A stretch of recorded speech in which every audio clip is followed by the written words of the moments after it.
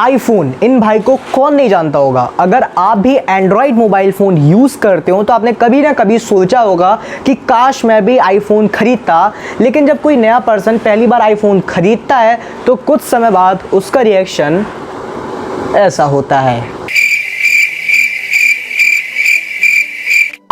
क्या आपको पता है आईफोन में बहुत सारी ऐसी चीज़ें देखने को मिलती हैं जिसको देखने के बाद आईफोन यूज़र्स कुछ ऐसा करते हैं।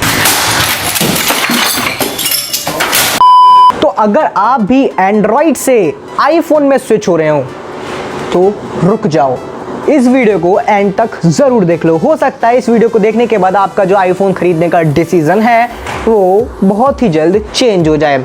So hi guys, my name is Shivam and you watching Dazzle Tech YouTube channel. So let's get started. तो guys यहाँ पर सबसे पहली चीज़ आती है इनकमिंग कॉल्स। अब मैं इसके बारे में क्या ही बोलूँ, आईफोन यूजर्स को सबसे चिढ़ने वाली चीज़ यही लगती है। गाइस आपने देखा होगा जब भी आपके एंड्रॉयड फ़ोन में कोई कॉल आती है, कोई इनकमिंग कॉल आती है, और अगर आप कोई अपने एंड्रॉयड स्मार्टफोन में कोई इंपॉर्टेंट वर्क कर रहे हो, कोई यूट्यूब वीडियो देख रहे हो, कोई मूवी, वेब सीरीज, सॉन्ग या फिर कुछ भी एक इंपॉर्टेंट काम कर रहे हो, तो आप उस कॉल को बहुत ईजिली मिनिमाइज भी कर सकते हो। ज़रूरी नहीं है कि आप उस कॉल को पिकअप करो, बट आईफोन में ऐसा नहीं होता है और आप अपने वर्क को ईजिली कंटिन्यू कर सकते हो। बट यहाँ पर अगर आईफोन की मैं बात करूँ तो आईफोन में बिल्कुल भी ऐसा नहीं होता है। अगर आईफोन में किसी भी पर्सन की कॉल आती है तो आप उस कॉल को मिनिमाइज नहीं कर सकते हो। सोचिए गाइस, अगर आप अपने आईफोन में कोई इंपॉर्टेंट वर्क कर रहे हो, कोई बहुत ज़्यादा इंपॉर्टेंट वर्क है, ओटीपी से रिलेटेड कोई वर्क है, तो अगर किसी की भी इनकमिंग कॉल आती है तो आप उस कॉल को मिनिमाइज अगर नहीं कर पाओगे तो आपको कैसा लगेगा। अगर कोई ओटीपी आपके मोबाइल पे आता है तो आप उसको एंटर भी नहीं कर पाओगे उस टाइम पर, तो आपको कैसा लगेगा। तो ये चीज़ बहुत इरिटेटिंग होती है जब भी, क्योंकि आप उस कॉल को मिनिमाइज नहीं कर सकते। या तो आपको उसका कॉल पिकअप करना होगा या आपको कॉल उसका कट करना होगा। और बहुत सारे ऐसे लोग होते हैं जब हम एक बार कॉल पिकअप नहीं करते तब भी वो कॉल पे कॉल करे जाते हैं। तो ये चीज़ मुझे भी काफ़ी ज़्यादा इरिटेटिंग लगती है। गाइज नेक्स्ट आता है कस्टमाइज योर यूआई। गाइज अगर आप एक एंड्रॉयड गीक हो, अगर आप एक स्मार्टफोन गीक हो, तो आपने न जाने कितनी बार अपने स्मार्टफोन के जो यूआई है उसको चेंज किया होगा, उसको अट्रैक्टिव बनाने के लिए लॉन्चर का यूज़ किया होगा या फिर अदर ऐप्स का यूज़ किया होगा जिससे कि हमारा स्मार्टफोन बहुत अच्छा लगे। और जो एक स्मार्टफोन में यूआई होता है, बहुत टाइम से यूज़ करने के बाद, जैसे कि 2-3 साल हो जाते हैं फ़ोन को यूज़ करते करते, तो वो काफ़ी बोरिंग सा लगता है। इसलिए हम सोचते हैं क्यों ना हम अपने यूआई को चेंज कर दें। लेकिन जब आप एक आईफोन बाय करते हो और अगर मैं आपसे कहूँ कि उसमें आप अपने यूआई को कस्टमाइज नहीं कर सकते, यहाँ तक कि आप उसको चेंज भी नहीं कर सकते, तो आप क्या कहोगे मुझे कमेंट में ज़रूर बताना। गाइस आपने बिल्कुल सही सुना, अगर आप एक आईफोन बाय करते हो तो आप उसमें कोई भी यूआई को कस्टमाइज नहीं कर सकते। और ना जाने, और आईफोन सदियों से न जाने कितने वर्जन्स आ गए, कितने मॉडल्स अपडेट हो गए, आईफोन ने सदियों से अपना वही यूआई रख रखा है, उसको अभी तक बिल्कुल चेंज नहीं किया है। होने की बात तो छोड़िए, हम उसको चेंज भी नहीं कर सकते। गाइस जो नए आईफोन यूजर्स होंगे उनको उस चीज़ से कोई भी प्रॉब्लम नहीं होगी, क्योंकि वो उनके लिए एक नया इन्वायरमेंट होगा, वो एक उनके लिए नया यूआई होगा। लेकिन जहाँ पर 2 से 3 साल बीत जाएंगे तो उनको भी वो यूआई काफ़ी बोरिंग सा लगेगा और आप भी चाहोगे उस टाइम पे कि काश मैं अपना यूआई चेंज कर पाता, बट आप ऐसा नहीं कर पाओगे। दोस्तों यहाँ पर अगर आप अपने आईफोन को 50,000, 1 लाख और 1.5 लाख तक भी बाय करते हो, और अगर मैं आपसे कहूँ कि आप अपने आईफोन में इंटरनेट से कोई भी song, movie, web series, videos कुछ भी डाउनलोड नहीं कर सकते। यस दोस्तों, जो आपको फ्रीडम एंड्रॉयड स्मार्टफोन में मिलता है वो आपको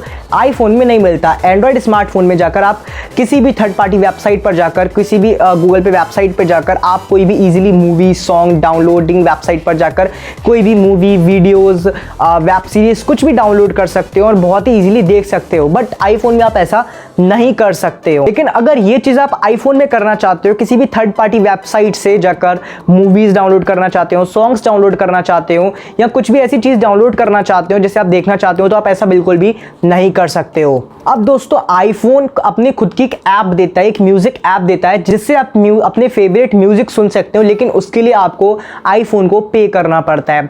तो सोचिए, जहां पर एंड्रॉयड वाला बंदा फ्री में मूवीज देख सकता है, सॉन्ग्स देख सकता है, वीडियोस देख सकता है, वेब सीरीज देख सकता है और जो चाहे वो देख सकता है, लेकिन आप वो चीज़ नहीं देख सकते, आपको वो चीज़ पैसे देकर ही मिलेगी। तो कितना बेकार होगा ना।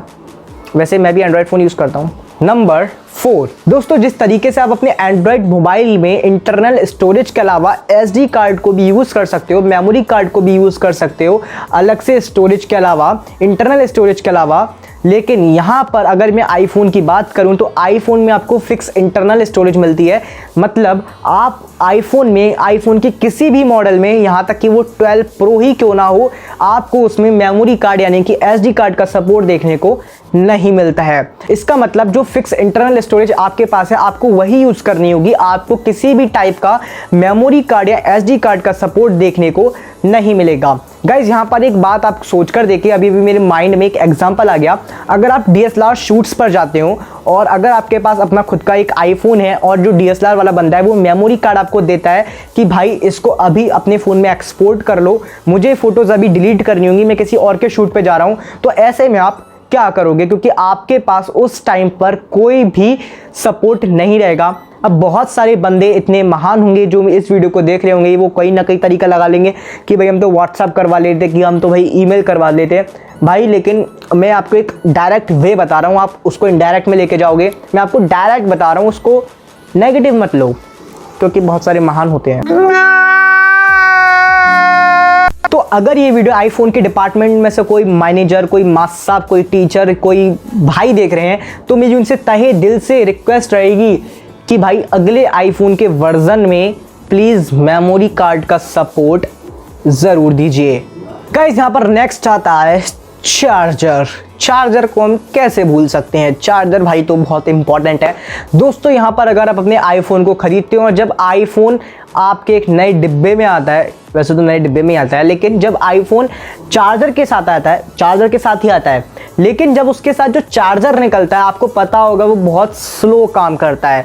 मतलब आईफोन आपने भले ही 12 खरीदा हो, 11 खरीदा हो, उसके साथ जो चार्जर आता है वो बहुत स्लो काम करता है। अगर आपको अलग से फास्ट चार्जर चाहिए तो आपको उसके लिए पैसे देने पड़ेंगे और अलग से एक चार्जर बाय करना पड़ेगा। मतलब आप 1 लाख 1.5 लाख रुपए तक आईफोन को दे रहे हो, लेकिन उसके बावजूद भी आपको जो चार्जर मिल रहा है वो बहुत स्लो मिल रहा है। तो ऐसे में आप क्या करोगे? जबकि एक एंड्रॉयड स्मार्टफोन जो होता है मिनिमम 15,000 रुपए में उसको फास्ट चार्जर दे दिया जाता है और आपको स्लो चार्जर चिपका दिया जाता है। तो ऐसे में आप थोड़ा सा इरिटेटिंग हो सकते हो। ये चीज़ तो छोड़िए, इसके अलावा आप आईफोन के चार्जर के अलावा कोई भी अनदर स्मार्टफोन का चार्जर यानी कि एंड्रॉयड फ़ोन का चार्जर यूज़ नहीं कर सकते। मान लीजिए गाइस, अगर आप अपने फैमिली रिलेटिव के घर पर जाते हो और आपका फ़ोन डिस्चार्ज होता है तो आप किसी भी एंड्रॉयड स्मार्टफोन का चार्जर उठाकर यूज़ कर सकते हो। लेकिन अगर आपके पास आईफोन है और आपके रिलेटिव में किसी के पास भी आईफोन नहीं है, तो उसके पास उसका चार्जर भी नहीं है, तो आप उनका किसी का भी चार्जर यूज़ नहीं कर सकते हो और आप अपना चार्जर घर पर भूल आए हो तो आपकी बैटरी गई, अगर आप रुकने आए हो तो गाइस यहाँ पर ये सबसे बुरी बात मुझे लगती है कि आईफोन में हम किसी और चीज़ का चार्जर यूज़ नहीं कर सकते हैं। रुको 1 मिनट, वीडियो को भी छोड़ना मत, आ जाओ वापस। हाँ, तो गाइस यहाँ पर अगर आप 1 लाख 1.5 लाख रुपए तक देते हो तो आपको ये सारी चीज़ें नहीं मिल सकती हैं। लेकिन गाइस अगर इसके पीछे का मैं आपको बताऊँ किसका हाथ है, तो गाइस इसके पीछे जो हाथ है वो है आईफोन के रिस्ट्रिक्शन का, यानी कि आईफोन की सिक्योरिटी को लेकर। अब आईफोन की सिक्योरिटी से कौन वाकिफ़ नहीं है? आईफोन सबसे ज़्यादा जो ध्यान देता है वो अपनी सिक्योरिटी पर देता है और आईफोन ने ये सारी चीज़ें इसीलिए बंद कर रखी हैं सिक्योरिटी को लेकर। हालांकि आप एंड्रॉयड फ़ोन में भी सिक्योरिटी को यूज़ कर सकते हो, आप अपने एंड्रॉयड स्मार्टफोन को भी बहुत ज़्यादा सिक्योर रख सकते हो, लेकिन उसमें क्या होता है, बहुत सारे हमारे महान कलाकार ऐसे होते हैं कि थर्ड पार्टी वेबसाइट पर जाकर APKs डाउनलोड करते हैं, कुछ मूवीज़ डाउनलोड करते हैं, तो वो भी थर्ड पार्टी वेबसाइट पर जाकर जो कि सिक्योर नहीं है, तो ऐसे में उनके फ़ोन में वायरस आ जाता है और सिक्योर नहीं हो पाता है। तो ऐसे में एंड्रॉयड को बदनामी मिलती है। तो उन भाइयों से मेरा रिक्वेस्ट है कि अगर कहीं से भी वेबसाइट से मूवीज़ वीडियोज़ डाउनलोड करनी हो तो सिक्योर वेबसाइट पर जाकर करो गाइज़। हालांकि ये जो सारी चीज़ें हैं आप इन चीज़ों को यूज़ कर सकते हो, जैसे कि अपना UI चेंज करना, मूवीज़ डाउनलोड करना, ये आप सारी चीज़ें कर सकते हो, आप जेल गीकर की मदद से कर सकते हो। लेकिन यहाँ पर मैं आपको रिकमेंड नहीं करूँगा कि आप जेल गीकर का यूज़ करो, बिकॉज ये आपकी सिक्योरिटी से काफ़ी ज़्यादा दिक्कतें पैदा कर सकता है आगे आने वाले फ्यूचर में। गाइस ये वीडियो आपको कैसी लगी? इस वीडियो का सबसे खराब चीज़ आपको कौन सी लगी? सबसे खराब पॉइंट कौन सा लगा आपको आईफोन का? मुझे कमेंट में ज़रूर बताइएगा। और अगर वीडियो पसंद है तो इस वीडियो को एक लाइक ज़रूर कर दीजिएगा, आपके लाइक से मेरा मोटिवेशन काफ़ी बढ़ जाता है। और अगर आपको मैं बता दूं, मेरा बहुत ही जल्द YouTube पर एक कोर्स आने वाला है, YouTube से रिलेटेड, मतलब जो बंदे यूट्यूब पर आए हैं, जिन्होंने अपना चैनल खोला है या अभी अभी चैनल खोलने की सोच रहे हैं, बिकॉज मैंने अभी अभी कुछ समय पहले ही वोट किया था कि कौन कौन किन किन का यूट्यूब चैनल है। तो बहुत सारे बंदों का है कि यूट्यूब चैनल है, कुछ लोगों का है यूट्यूब चैनल खोलने की सोच रहा हूं, और कुछ का है कि मुझे चैनल में इंटरेस्ट नहीं है। तो दो बंदों के लिए मैं बता रहा हूं, यूट्यूब कोर्स मैं लाने वाला हूं जो कि बहुत आपके फायदेमंद होगा। शुरुआत से लेके एडवांस लेवल तक हम जाने की पूरी कोशिश करेंगे, तो उस कोर्स को बिल्कुल भी मत छोड़ना। उसके लिए आप मेरे चैनल को सब्सक्राइब कर सकते हैं, घंटी दबाना बिल्कुल भी मत भूलना, ग्रे कलर की होगी, ठीक है। तो चलिए गाइस, मिलते हैं एक और नई वीडियो में एक नए इंटरेस्टिंग टॉपिक के साथ। तब तक के लिए गुड बाय।